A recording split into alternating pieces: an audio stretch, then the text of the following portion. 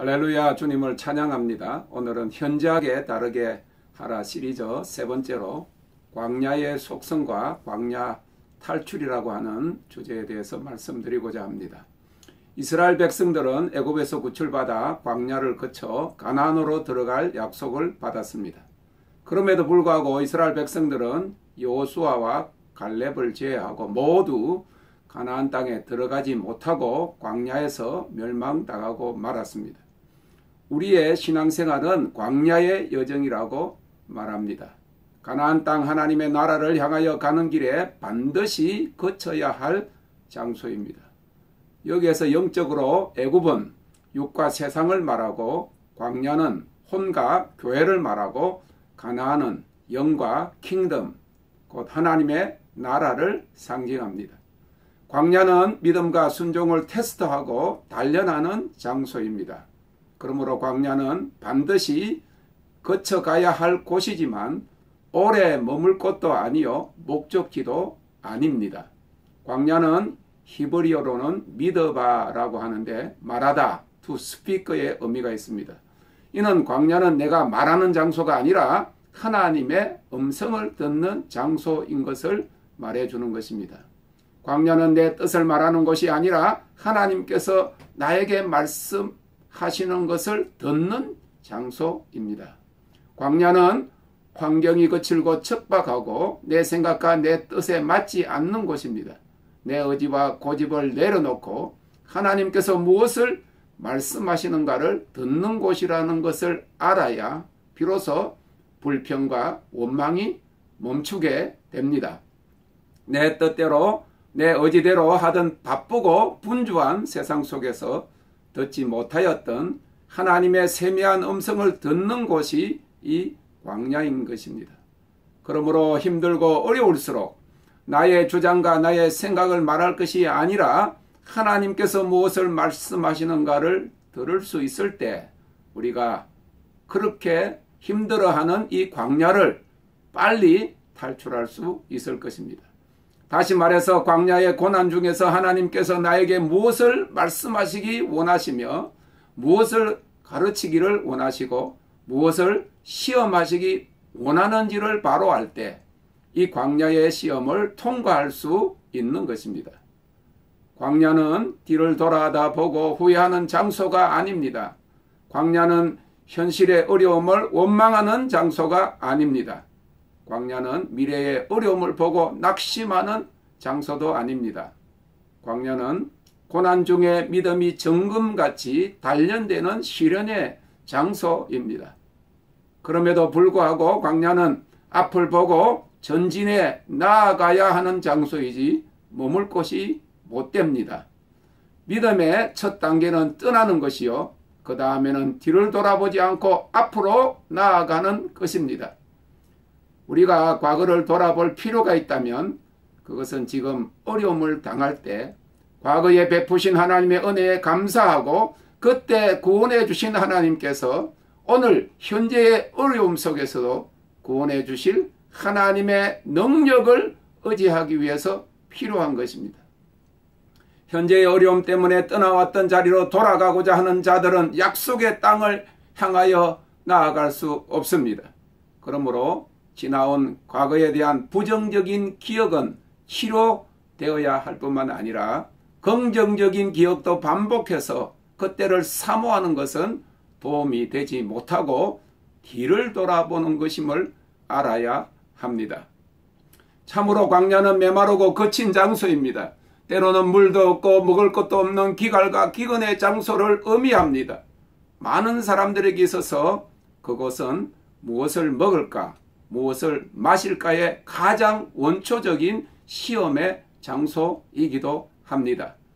그러나 신앙생활에 있어서의 광야는 하나님께서 그의 백성들에게 의도를 가지시고 거치게 하시는 믿음의 실현의 장소입니다.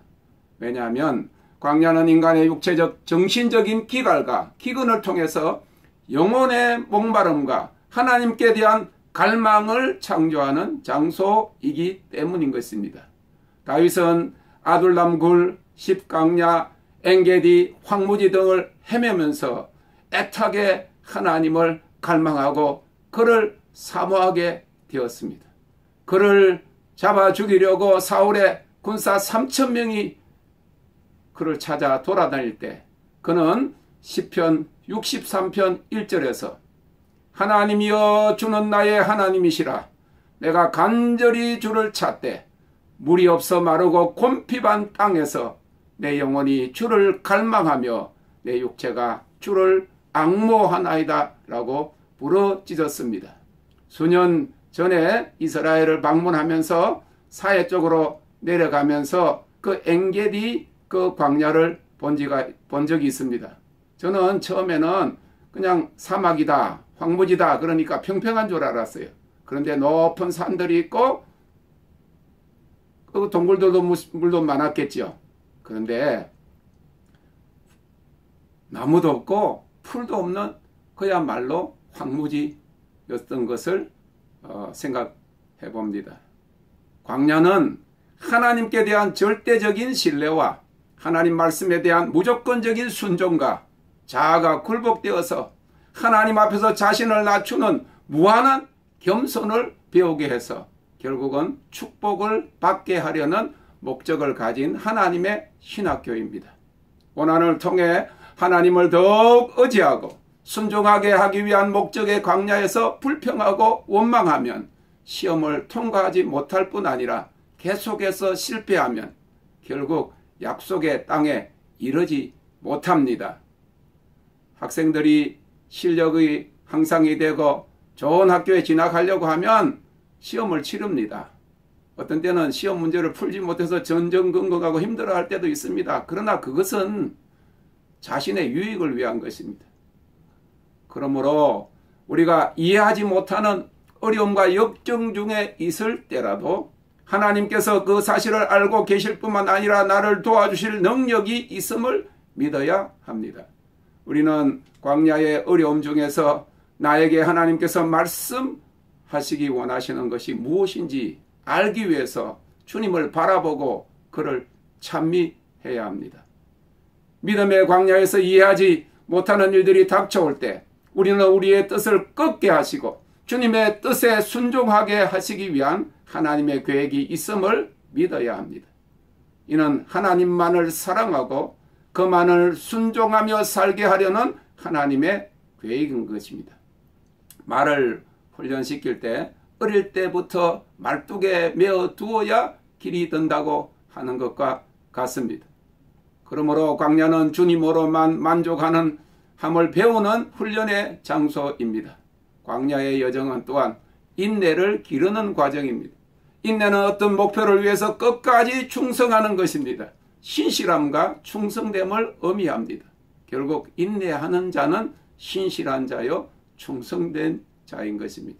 맡은 자들에게 구할 것은 충성이라고 한 말씀처럼 우리에게 어떤 일을 맡기기 전에 그 충성을 시험하는 장소가 광야임을 알 때 우리에게 광야는 결코 쉽지는 않지만 미래 축복에 대한 하나님의 뜻을 깨닫는 장소가 될 것입니다. 로마서 8장 18절에 생각한데 현재의 고난은 장차 우리에게 나타날 영광과 좋게 비교할 수 없도다 라고 하였습니다. 사랑하는 성도 여러분, 광야의 어려움 속에서 내 마음을 어떻게 지키고 어떻게 하나님의 명령을 지키는가에 성패가 달려 있습니다. 그러므로 광야는 불평하고 원망할 장소가 아니라 믿음으로 인내하고 찬미해야 할 장소임을 알 때 비로소 이 광야를 탈출할 수 있음을 알 수 있기를 바랍니다. 하나님이 약속하신 축복이 하늘 저 높은 데 있는 것 같고 현실은 저 산 골짜기와 같이 그 간격이 엄청나게 벌어져서 기도해도 감당하기가 힘든다고 할 때 위대하신 하나님, 전능하신 하나님, 약속을 성취하시는 그 하나님을 찬양하고 다윗처럼 승리할 수 있기를 바라는 것입니다. 우리들의 믿음의 여정에서 두 마음을 품어 힘들었던 광야를 탈출하여서 우리 영혼의 참된 생명과 평안에 가나안에 이르는 성도들이 다 되시기를 주님의 이름으로 축복합니다. 할렐루야! 감사합니다.